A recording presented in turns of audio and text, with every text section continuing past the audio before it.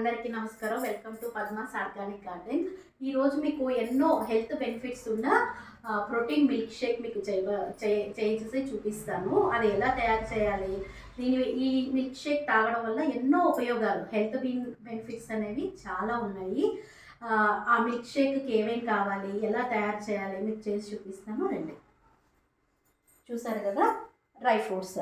ఈ dry fruits మనం ముందు రోజు ఇలా నీళ్ళల్లో నానపెట్టి తీసుకోండి. ఈ డ్రై ఫ్రూట్స్ గోడంబి వేసాను, బాదము, మీ ఇష్టం. ఇది రకరకాల డ్రై ఫ్రూట్స్ అన్నిటిని ఇట్లా నీళ్ళల్లో నానపెట్టి ఉంచుకోండి.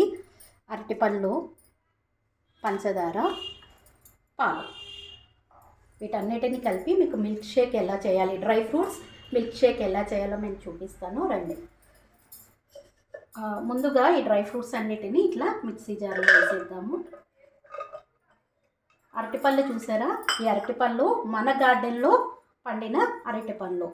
ఈ అరటిపండు వేయడం ఇష్టం లేని వాళ్ళు యాపిల్ని కూడా వేసుకోవచ్చండి. ఈ యాపిల్ని పీల్ చేసేసి స్లైసెస్ చేసి వేయండి, అది మీ చాయిస్. అరటిపళ్ళు, కొద్దిగా పంచదార. ఈ పంచదార కూడా మీ టేస్ట్కి తగ్గట్టు వేసుకోండి. పాలు. ఈ ప్రోటీన్ మిల్క్ షేక్ మనము బయట కొనాలంటే చాలా ఖర్చుతో కూడుకున్నది, ప్లస్ వాళ్ళ హైజీనిక్ కూడా చెయ్యరు కదా. అలాంటిది మనం ఇంట్లోనే ఎంతో హైజీనిక్గా, ఎంతో హెల్త్ బెనిఫిట్స్ ఉన్న ఈ మిల్క్ షేక్ని మనము ఇంట్లోనే ఈజీగా తయారు చేసుకోవచ్చు. వీటన్నిటి కలిపి మిక్సీలో గ్రైండ్ చేద్దాం. చూసారు కదా, ఈ విధంగా మెత్తగా గ్రైండ్ చేసుకోండి.